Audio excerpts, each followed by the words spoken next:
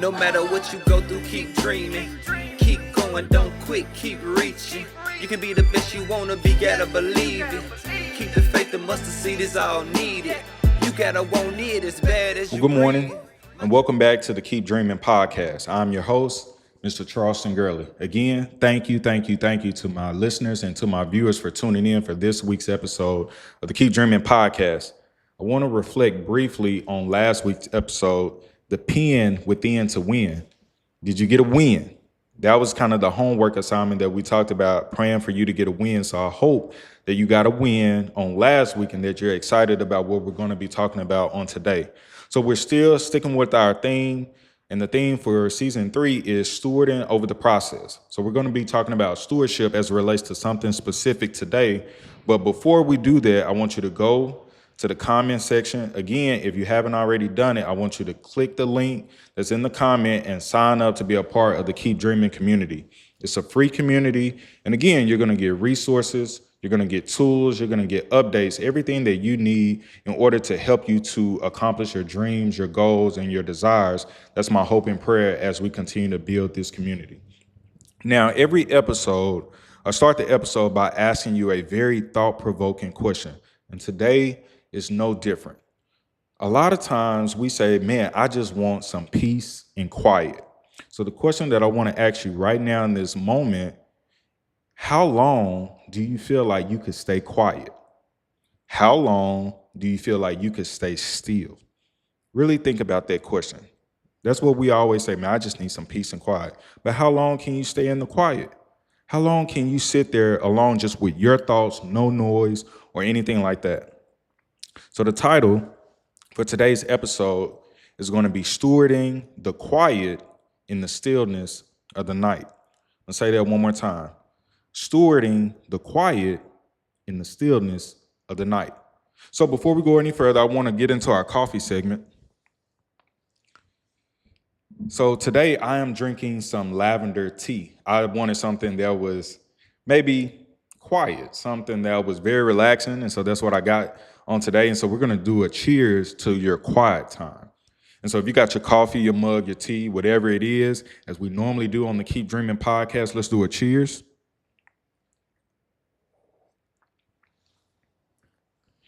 Now let's jump back into today's episode. So what I did for you all, based on that question, I wanted to go and look up some facts and some statistics as it relates to this topic. Did you know that 50% of people chose to shock themselves rather than sit quietly with their thoughts for just 6 to 15 minutes? This was founded by the University of Virginia Science Journal, so that was a cool, interesting fact.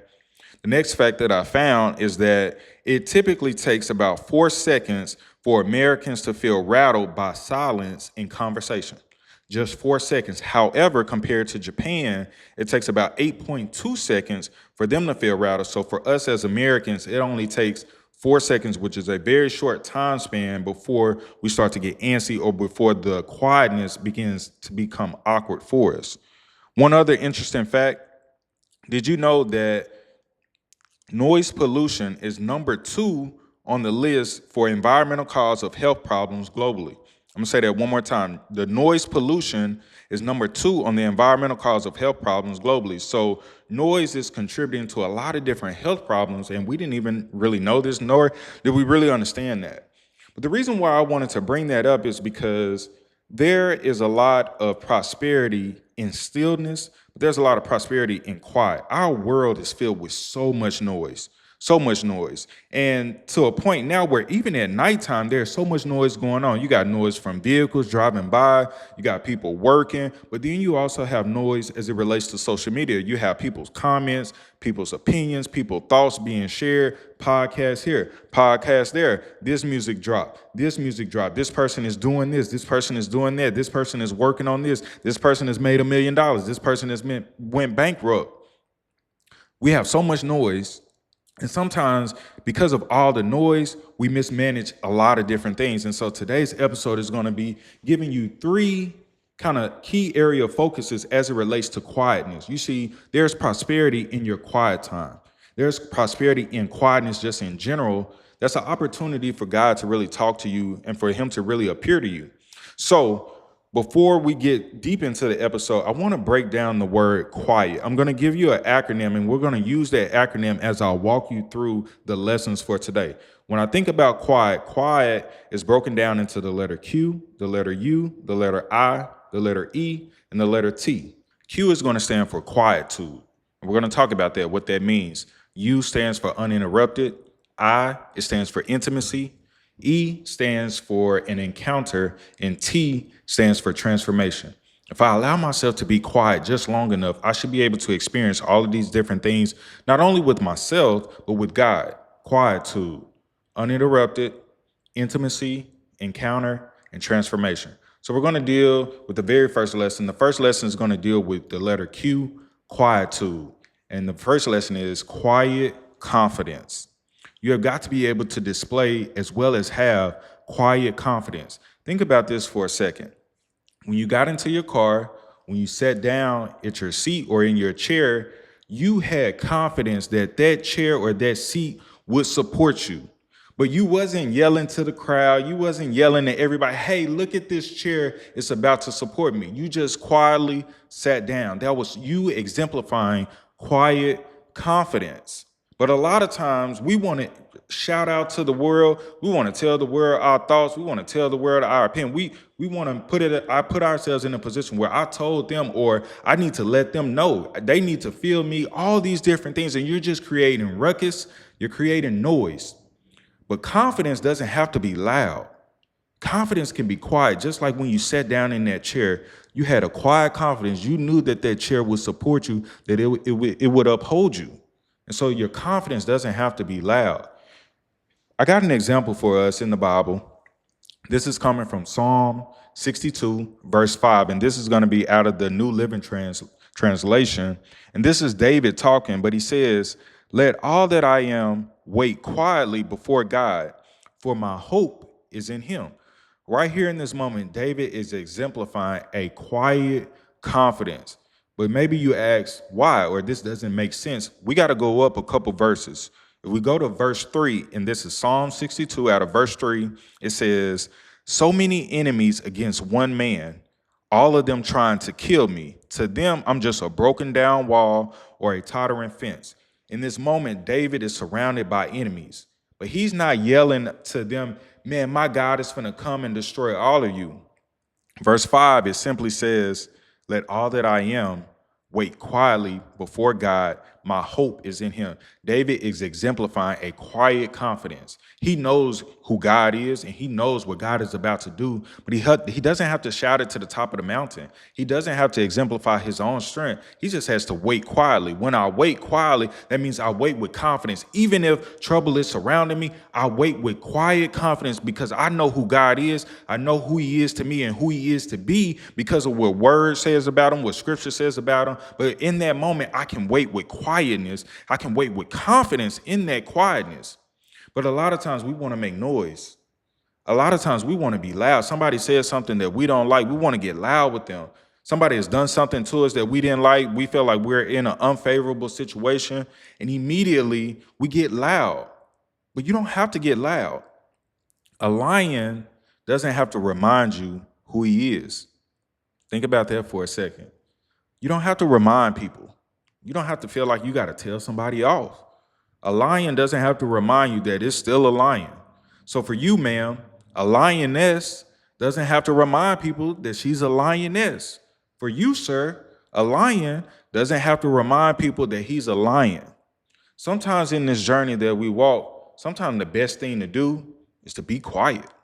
My mom used to tell me that all the time growing up, just be quiet sometimes. And I know that may seem a little bit harsh, but sometimes your blessing is taken away because of the noise that you're creating, the ruckus that you're creating. When you know who God is, when you know what his word says, you can wait confidently. You can wait with confidence. You can wait and allow yourself to have quiet confidence. There is a quote on my Facebook page that I religiously live by.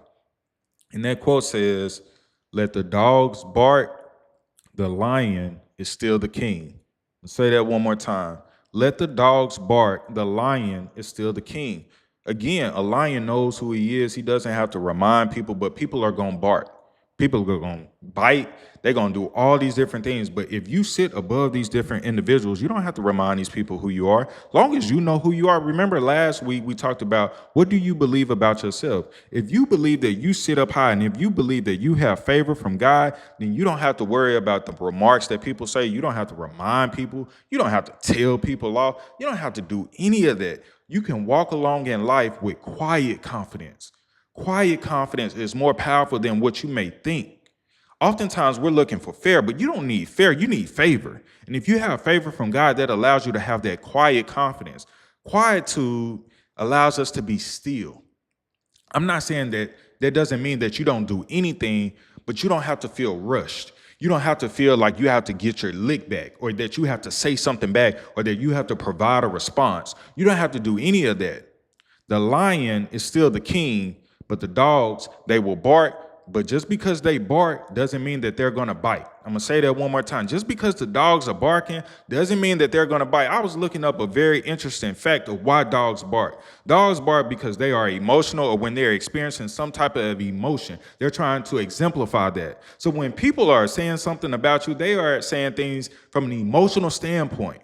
But a lion only roars when it is getting ready to exude dominance. That's a very vast difference when something or someone is exemplifying something out of an emotion, rather somebody is exemplifying something out of dominance. So learn to have quiet confidence. That's the very first lesson that we're going to talk about on today. The second lesson that we're going to be covering is quiet sounds. Now, this deals with the letter U, where it talks about uninterrupted.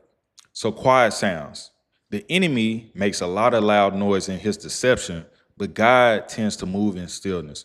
So for a lot of us, we tend to want to have quiet time with God.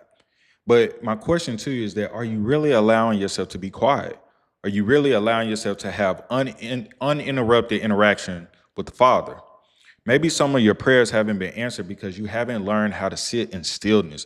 You haven't learned how to allow the quiet to subdue you, to feel comfortable in the quiet. 5 minutes pass by and you're ready to get up, you're ready to pick up your phone, you're ready to get back to your normal activity. And you might have thought that you heard from God, but really you just heard from yourself, or you heard from the enemy. And you haven't allowed yourself to sit there long enough. I want to read, this is going to be another Bible passage. This is 1 Kings chapter 19, verses 11 and 12. Elijah is looking to hear from the Lord. And God says, "Go out and stand before me on the mountain," the Lord told him. And as Elijah stood there, the Lord passed by, and a mighty windstorm hit the mountain.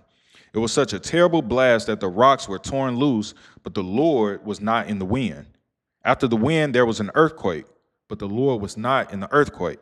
And after the earthquake, there was a fire, but the Lord was not in the fire. And after the fire, there was the sound of a gentle whisper. And that's where the Lord was, in a gentle whisper. But Elijah had to stay there long enough to allow all the noise to pass by, to allow all the distractions to pass by in order to hear God. If we go back to Genesis 1, in the beginning, it talked about when darkness was over the earth, God hovered over the darkness and then began to say, "Let there be light." A lot of times God is found in the stillness, in the quiet. But the question then becomes, how long can you sit in the quiet? How long can you sit there before it starts to become uncomfortable, or before you start to pick something up? One of the tips that I want to give you is that set the mood, set the environment. If you're looking to do your quiet time, what's around? Maybe you have to set your phone in another room. Maybe you have to put it on Do Not Disturb. Maybe you have to light a candle. Maybe you have to play soft music. You got to figure out what is going to be the best case for you in order to set that mood, in order for you to sit in that quietness, sit in that stillness. One option that you could do is to get up early. I love getting up around 3:15, 3:30 in the morning. Why? Because it's quiet. Not a lot of people are up, and I can allow myself time to focus, to really set my mood, really set my spirit in a way to really hear God. And a lot of times we're looking for that audible voice, but sometimes it's just that very strong thought, but he's only able to give you that strong thought when all the other distractions are out of the way. All the other noise has passed through. When Elijah was on the mountain, all of the other noise had to pass through before God was able to come in a whisper. So you got to get rid of all the other noise, all the other distractions. Remember, I said social media is just as loud as a radio playing or a car driving by, scrolling on your phone, lights, all these different things can be distractions, can be noise, and you got to find a way to eliminate that in order to allow the quietness of sound to appear in order for you to hear the voice of God and to experience the presence of God. So you got to be able to set that mood. So that's going to be lesson 2. So at this point, we've covered 2 lessons. We've covered quiet confidence. We've covered quiet sounds. Our third and final lesson is going to be quiet obedience. My obedience doesn't have to be loud. Sometimes my obedience to God can be quiet. Everybody doesn't have to know. The only people that have to know is me and the Creator, my Father. But sometimes that obedience, not only does it have to be quiet in a way of not maybe exposing everything to the world, but it also has to be quiet in a way of being humble. You see, quiet obedience means I'm being humble. I'm not allowing my cockiness to take over. I'm not even allowing my confidence necessarily to take over. I'm exuding a sense of humility, being able to be humble. And this is going to cover intimacy with God, and then we allow for an encounter with God. So a scripture for this is going to be Proverbs 3, verses 5 and 6. And a lot of you all know this, where it says, trust in the Lord with all your heart. Do not depend on your own understanding. Seeking his will in all you do, and he will show you which path to take. Now, I got a great story for this, but I'm going to read verse 6 one more time. Seek his will in all you do, and he will show you which path to take. There will be several paths on your journey. But which path is it that God wants you to take? There'll be a path that you think is good, but it may not be good. And so in that moment, you got to be able to exemplify quiet obedience, which means that you got to be humble to what God is saying and what God is showing you. So the other day, I got a rental property. The HVAC went out on my rental property. So I go by and I meet the technician out there to get a quote. So he does everything that he needs to do. And he comes back and he says, Mr. Gurley, it's going to take about $14,000 for us to replace this HVAC unit. Now, I'm sitting there. It shocked me. I'm like, man, listen, sir, I don't even have $14,000 to give you right now. So then he begins to say, but you can finance this. And if you finance this, this is probably going to be about $150 per month until you pay it off. So in my mind, in my head, I'm thinking, okay, I know I don't have the $14,000. So obviously I can't pay it in full, but it may be in my best interest to finance it. In the back of my mind, I'm also like, well, I have a lot of monthly bills as it relates to real estate. I really don't need to add another monthly bill, but this may be my best option. So I go home that night. And again, we talked about quiet sounds. You see about how all of this is about to tie together. I get up there next morning around 3:15. And I get on my knees and I pray to God and I say, hey, God, this is a situation that I'm dealing with.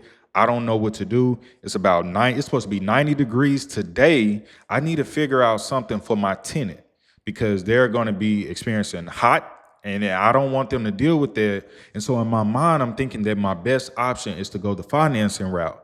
And so I pray about it and I tell God, just show me which path you want me to take. Later on that morning, maybe about 7:30 that morning, I call my girlfriend and I'm telling her, I'm saying, hey, I need you to pray for a situation for me right now. This is what I'm dealing with. I need to figure out the best solution. And in that moment, she begins to say, have you ever considered getting window units?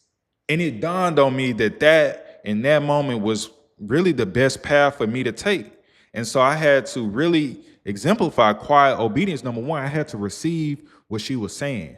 And what I received, what she was saying, was really the Holy Spirit speaking to her, to me, because that was going to be the best option. It was a cheaper option. I could still get it fixed within that day, which I ended up doing. And I didn't have to necessarily deal with the $14,000 replacement. It would give me more time to go out and get other quotes. But what if I just went with my initial thought and I told the guy in that moment, hey, I think financing this is going to be the best option. And I didn't allow myself to allow for quiet obedience to take place. Or if my girlfriend gave me that opinion, I said, well, you know what? That's cool, but I think I'm going to go with that. Not exemplifying humbleness in that moment, I would have missed out on the blessing and being able to have the best path, being able to truly trust God with my heart to allow him to direct my path on which path for me to take. So for you right now, as you're listening, do you really exemplify quiet obedience? Are you receptive to the people that God sends into your life and gives you advice, gives you wisdom? Or are you turning them away? Are you not opening your ears because you don't like them? Or you're not opening your ears because you don't like how they presented it, or you don't like how they said it? Oftentimes, the things that we're praying for, they may not come in the way that we may want them. I didn't think that answer was going to come from my girlfriend, but I had to humble myself enough in the presence of God. And I started that by allowing quiet sounds, my quiet time, to put me in the presence of God. Once I put myself in the presence of God, that opens my heart, that opens my mind to be able to receive whatever it is that he's getting ready to bring my way. And so it all plays into a full circle moment. Quietude. I got to be able to exemplify quiet confidence. Everybody doesn't have to know. I can have the confidence within myself. I'm a lion. I ain't got to pay attention to the dogs barking. But then I got to be able to have uninterrupted time, which leads to the lesson 2, quiet sounds. I got to be able to quiet the noise. I can't have all of this going on in order for me to hear from the Father. And then I got to be able to exemplify quiet obedience, which allows for intimacy, and then it allows for an encounter. If I allow for a quiet obedience to come, now I can encounter the Father. Now I can encounter his presence. And if I do all those 3 lessons, that leads us to the last letter, T, which allows for transformation. Transformation is going to be that thing. Now you become a different person because now you know how to walk with the Father. You know how to talk with him, but you also know how to hear and listen in a noisy world. The noise isn't going away. In fact, the noise is going to continue to get louder. We're going to continue to put out more vehicles. So every time you look up, there's going to be noise from vehicles. There's going to be noise from social media. There's going to be noise from people. Everybody has an opinion now. Everybody has a platform now. So everybody is going to be talking. But what is it that's going to allow you to have quiet? Will you even allow yourself to be quiet? More importantly, will you allow yourself to be still? Remember I said the title for this episode was In the Stillness of the Night. In the stillness. You got to allow yourself to be still. Stop moving around. And earlier I said, be quiet, but I want to rephrase that. Get quiet. I need you to get quiet. On your journey, get quiet. On your job, get quiet. In that situation, that financial situation that you're dealing with, get quiet. God is getting ready to tell you something. He's getting ready to show you something, but you got to get quiet. The answer hasn't come because you haven't allowed for quietness to enter into the mix. Out of all the things that we're talking about, this is a very important lesson where it talks about being able to manage the quietness. We miss so much because of all the noise that's going on. And if the noise is only going to continue to get louder, we got to find a way to still get quiet. That's an attack of the enemy, all the noise. That's an attack that he's trying to exemplify on your life, and you can't allow that. And the 3 lessons today, quiet confidence, quiet sounds, quiet obedience, is going to be that thing that allows you to be able to transform. Wrapping this all up, quiet. I want you to sit with that this week. Sit with quietude. Sit with what is going to help you to not be uninterrupted. So having uninterrupted time. Allow you to have intimacy. Allow you to have an encounter, which then allows for a transformation. That's what I want you to sit with this week. As we begin to wrap this episode up, one of the homework assignments that I want you to kind of reflect on is, what will it take for you to be quiet for 30 minutes? That's a long time. It's a very long time. And I'm not saying that I want you to work all the way up to the 30 minutes. I want you to start small, maybe 5-10 minutes, but I want you to set that bar. I want you to set that goal and allow yourself to find a way to learn to be quiet for 30 minutes. No distractions, no noise, as best as you can, and allow the Holy Spirit to speak to you. Allow God to speak to you, to bring the revelation that you've been seeking, to bring the prayers, the answers to the prayers that you've been praying for, to bring all those different things. We're going deep this season.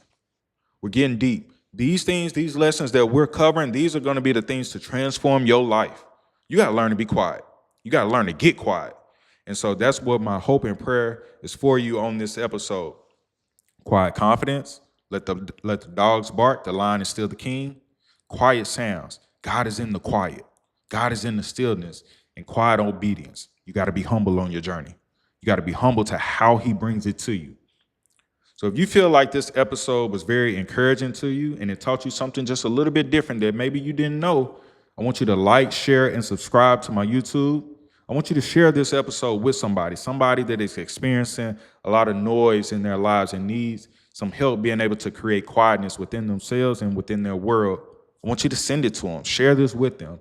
Bring somebody else along. And I want to see you back next week as we begin to tackle another episode.